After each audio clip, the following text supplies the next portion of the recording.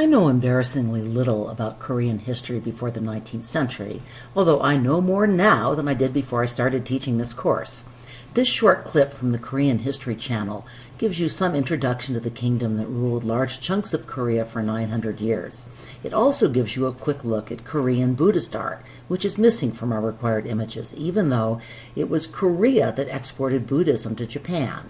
You'll also hear an argument that the Koreans borrowed the golden ratio and improved on it, a reminder that many cultures have similar but subtly different canons of proportion. The Khan Academy essay on this work was especially informative, so I'm not going to repeat everything you've just read, I hope. Instead, let's play Second Guess the College Board. Why do you think they included this work? How does it reflect some of the College Board's favorite themes? Well, there's an interesting dispute over its function. Gotta love those competing art historical interpretations. The crown was found in royal tombs shown here, and the gold is so thin and fragile that art historians originally thought it must have been used only as a burial ornament. It simply wouldn't withstand regular wear. Clearly, this buried item provides still more evidence that many cultures anticipated a rich afterlife and wanted their ruling elite, at least, to be well equipped for it. We've seen this phenomenon before, right? The fragility notwithstanding, however, the crown may have had another function in addition to equipping Korean royalty for the afterlife. Let me read a passage from an Asian art textbook that I've been consulting as I prepare this lecture. The indigenous belief system developed by the ancient Koreans was a type of shamanism, resembling that practiced in Siberia. Korean shamanism also shares elements with Japanese Shinto, for example, the animistic worship of celestial phenomena such as the sun, or earthly features such as mountains and trees. And from a Korean studies blog, the structure of these elaborate crowns clearly depicts trees, antlers, and other facets of nature, all of which are items of great importance to the spiritual ideas of shamanism in Korea. These crowns also evoke the simpler but very similar designs of headdresses worn by shamans in what is now Siberia. I put an example up on the slide. So some scholars propose that Silla kings took the role of state shamans, that is, intermediaries with spirits on behalf of their people. Shamanism persists in Korea in a ceremony called the gut, in which shamans, often women, serve as intercessors for people who want the help of the spirit world to invoke good fortune or cure illnesses by exorcising evil spirits. Sometimes such services are held to help guide the spirit of a deceased person to heaven. I've included a photo of a mushang or shaman leading a gut. Note that there's some similarity between the headdresses. The crown includes 3 tree-shaped vertical elements that probably represent the sacred tree that once stood in the ritual precinct of Gyeongju. This sacred tree was conceived of as a world tree or an axis mundi that connected heaven and earth. So, where have we encountered an axis mundi before? Think of the yasti on top of the stupa at Sanchi and the garbhagriha at the Lakshmana Temple.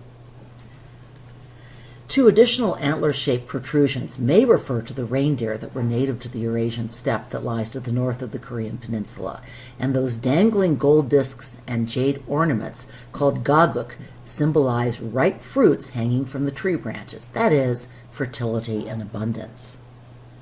The Khan Academy essay included a photo of still another Central Asian crown, found at a nomad gravesite in Afghanistan, further evidence of cultural exchange. So this work has it all. It adds another country to our list. Its function is intriguingly ambiguous. It references a performance art element and shamanism, both topics beloved of the College Board. It reflects cross-cultural exchange and shared influences between Central Asia and China. The early Korean Chinese dynasties had similar burial customs, right? There's even a shout-out to an artistic role for women. In the 7th century, so just a little later than the crown we just examined, the Silla kingdom conquered Korea's other 2 kingdoms and formed an alliance and strong trading relationship with Tang Dynasty China. As we'll soon see, Japan went through a similar political development during the same period. Remember that the Tang Dynasty represented the height of Buddhism in China. Under the Silla rulers, Buddhism also became the dominant religion in Korea. So here are 3 versions of the guardian figures, or Neo or Vajrapani. the historical Buddhist bodyguards based on Hindu deities. The one on the bottom left is Korean, located in a 7th century temple, although these figures were created later. Do you remember where the other two were found? The one on the top left is from the Longmen Caves in Luang, China, and the one on the top right is from Todaiji Temple in Nara, Japan. By the way, when the Todaiji Temple was formally consecrated, Tang Dynasty officials were in attendance, along with emissaries from Korea and Persia, and the blessing was said by a monk from India. The original Great Buddha at Todaiji was designed by a Korean artist. Globalization is not a new phenomenon. Strong ties with the Tang Dynasty also brought Confucianism to Korea. In 958, Korea adopted a civil service examination very similar to China's, also based on mastery of Confucian texts. Buddhism, however, remained the Korean state religion.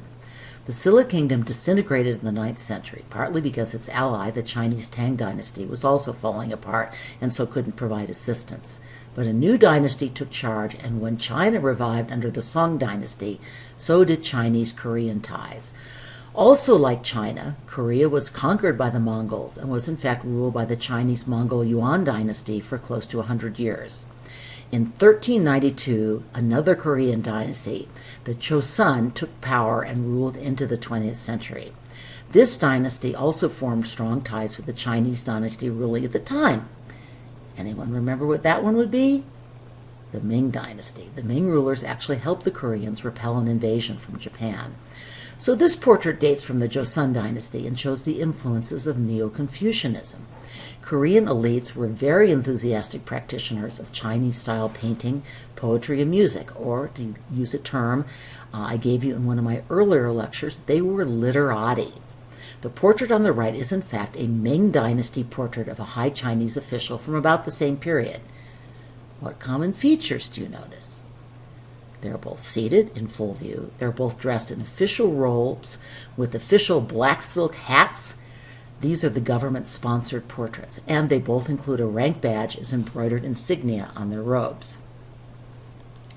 The Khan Academy essay on this work notes that while the Korean portrait followed Neo-Confucian conventions, the facial features were painted with the goal of transmitting a sense of unique physical likeness. According to our experts, this careful attention to the sitter's face, such as wrinkles and bone structure, served the Korean belief that the face could reveal important clues about the subject.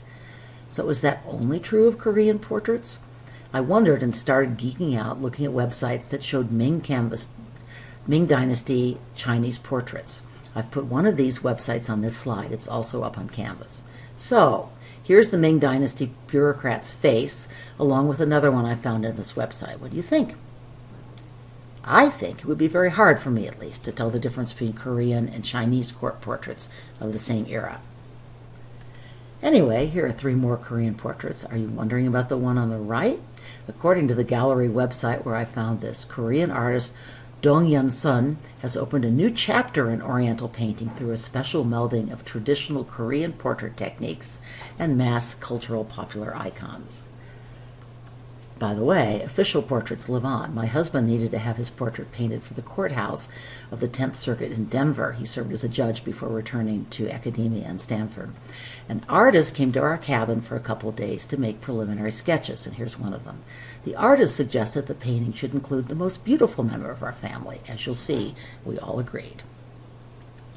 Before we leave Korea, let me just remind you about the global contemporary work on the left, another work that shows the strong connection between Chinese and Korean artistic culture.